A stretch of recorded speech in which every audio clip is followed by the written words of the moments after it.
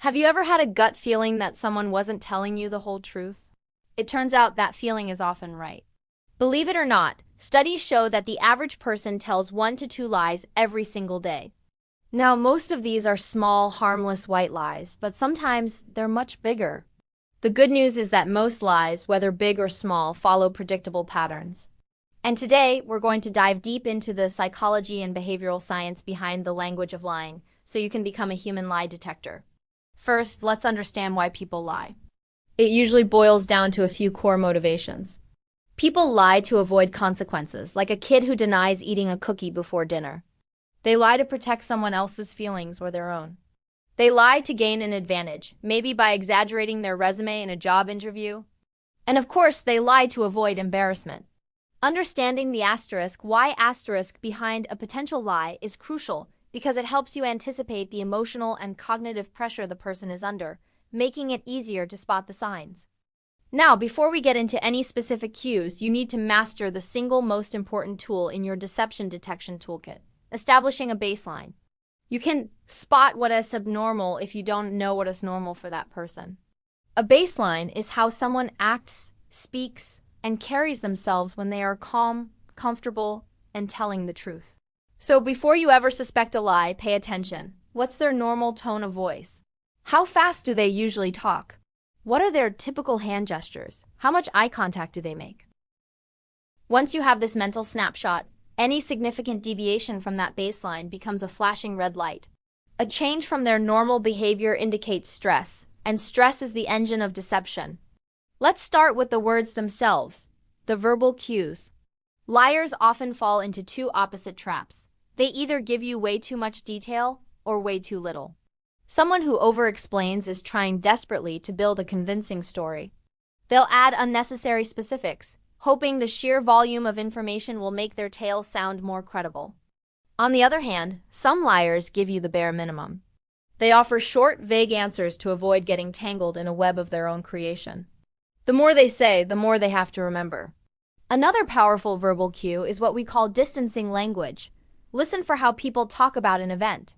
Instead of saying, "I didn't take the money," a liar might say, "That money was not taken by me." Or they might use abstract phrases like, "I didn't do that thing."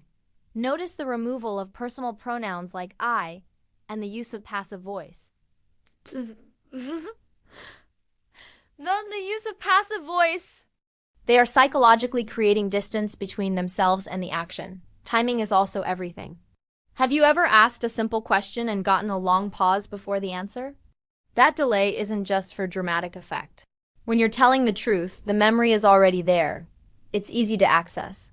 But when you're creating a lie, your brain needs a moment to invent the story, check it for holes, and then deliver it. So a sudden, uncharacteristic delay before answering a straightforward question can be a major sign of cognitive load, the mental effort of lying. And finally, watch out for contradictions and corrections. A liar's story is a fragile house of cards. They might change a detail mid-sentence, like saying, "I got home around 10.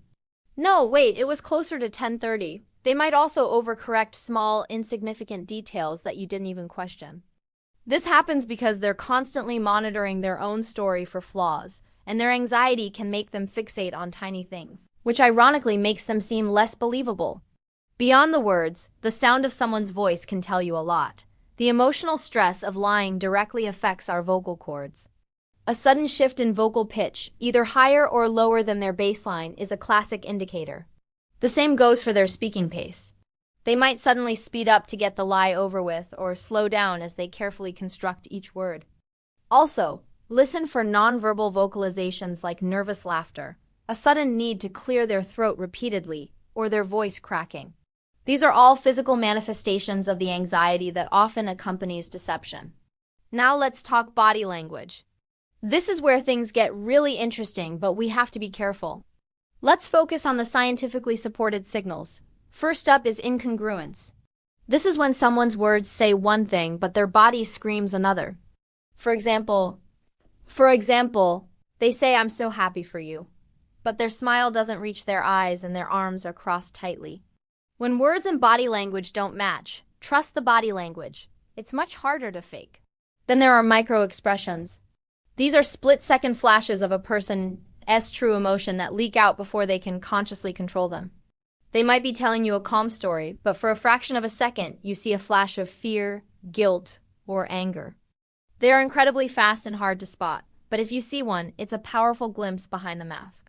Next, look for self-soothing behaviors. When we're stressed, we instinctively try to comfort ourselves. These are gestures like rubbing the back of the neck, touching the face, playing with a necklace or a watch, or suddenly crossing their arms. These actions help to calm our nervous system down. If you see a cluster of these behaviors appear right after you ask a sensitive question, it's a strong sign that you've hit a nerve. Don't forget to look down. Our feet and legs are often the most honest part of our body because we're less conscious of them. If someone is feeling trapped in a conversation, their feet will often point toward the nearest exit, as if they're subconsciously planning their escape. Increased restlessness, like leg shaking or foot tapping that gets more intense during certain questions, is another telltale sign of rising anxiety. And what about the classic eye contact? The old advice to watch for someone avoiding eye contact is outdated. In fact, many experienced liars know this myth and will intentionally overcompensate by staring at you without blinking to seem more sincere. The real scientifically backed sign is a change in their blink rate. When someone is under stress, their blink rate will often either increase dramatically or decrease to an almost unnatural statue-like stare. Again, it's all about the change from their baseline. It's incredibly important to remember this. There is no single, guaranteed Pinocchio sign of lying. A person rubbing their neck could just have a stiff neck. Someone avoiding eye contact might just be shy. What you are looking for is not one isolated cue, but a cluster of stress signals. 2, 3, or 4 of these verbal and nonverbal changes happening together right after a specific stimulus. That's when your lie detector should be ringing loudly. So how can you put all this into practice? Let's use a simple 3-step method. First, establish the baseline.